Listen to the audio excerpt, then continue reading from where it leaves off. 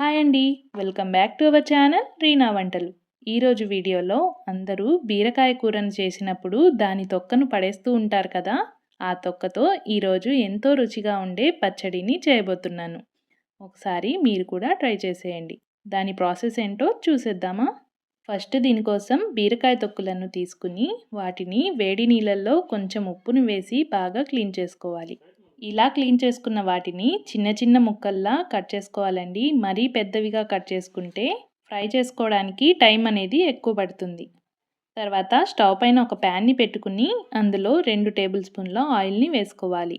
Oil కొంచెం heat అయిన తర్వాత 1/2 టీ స్పూన్ జీలకర్ర, 1/2 టీ స్పూన్ ధనియాలు, 2 టేబుల్ స్పూన్ల మినప్పప్పును వేసి ఒకసారి కలుపుకుని ఇందులోనే 5 ఎండుమిర్చిని వేసుకోవాలి.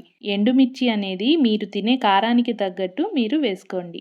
చిన్న నిమ్మకాయ సైజ్ అంతా చింతపండు, అలాగే లాస్ట్లో కొంచెం కరివేపాకును వేసుకుని వీటన్నిటిని దోరగా వేయించుకోవాలి. ఇలా వీటన్నిటిని వేయించుకుని ఒక ప్లేట్లోకి పక్కకు తీసుకుని పెట్టుకోండి. ఇప్పుడు అదే ప్యాన్లో మనం కట్ చేసుకున్న బీరకాయ తొక్కును ఇందులో వేసుకోవాలి. ఇందులోనే ఒక పెద్ద సైజ్ టమోటాని కట్ చేసుకుని ఇందులో వేసుకోవాలి. ఒక 1/2 టీ స్పూన్ ఉప్పుని వేసుకుని ఒకసారి కలిపి మూతను పెట్టేయండి. దీన్ని లో ఫ్లేమ్లోకి పెట్టుకుని దానిలోని పచ్చివాసన మొత్తం పోయి బాగా మెత్తగా ఉడికేంత వరకు ఆయిల్లోనే ఫ్రై చేసుకోవాలి. తర్వాత స్టవ్ని ఆఫ్ చేసేయండి. ఒక చిన్న మిక్సీ జార్ని తీసుకుని మనం ముందుగా వేయించి పెట్టుకున్న మినప్పప్పు మిశ్రమాన్ని మొత్తాన్ని ఇందులో వేసుకుని మరీ మెత్తగా కాకుండా ఇలా కొంచెం బరకగానే ఉండేటట్లుగా గ్రైండ్ చేసుకోవాలి. మీ దగ్గర రోలు ఉంటే కనుక రోట్లోనే దంచుకోవడానికి ప్రయత్నించండి. టేస్ట్ అనేది ఇంకా బాగుంటుంది.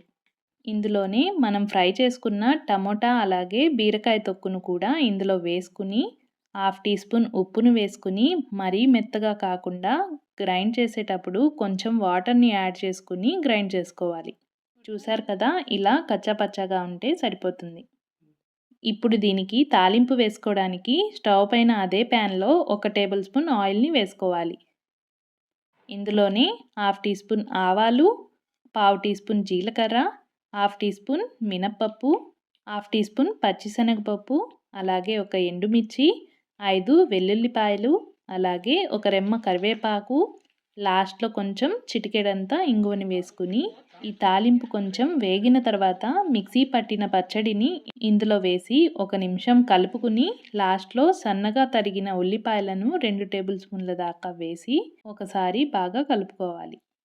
కలుపుకుని స్టవ్ ఆఫ్ చేసేయండి. అంతేనండి, ఎంతో రుచిగా ఉండే ఈ బీరకాయ తొక్కుతో పచ్చడిని మీరు కూడా ట్రై చేసేయండి. ఈ వీడియో కనుక మీకు నచ్చినట్లయితే లైక్ చేసి సబ్స్క్రైబ్ చేసి మీ ఫ్రెండ్స్కి రిలేటివ్స్కి షేర్ చేసి మరిన్ని ఇలాంటి సింపుల్ రెసిపీస్ కోసం మన ఛానల్ని సబ్స్క్రైబ్ చేసేయండి. Thank you for watching Reena వంటలు.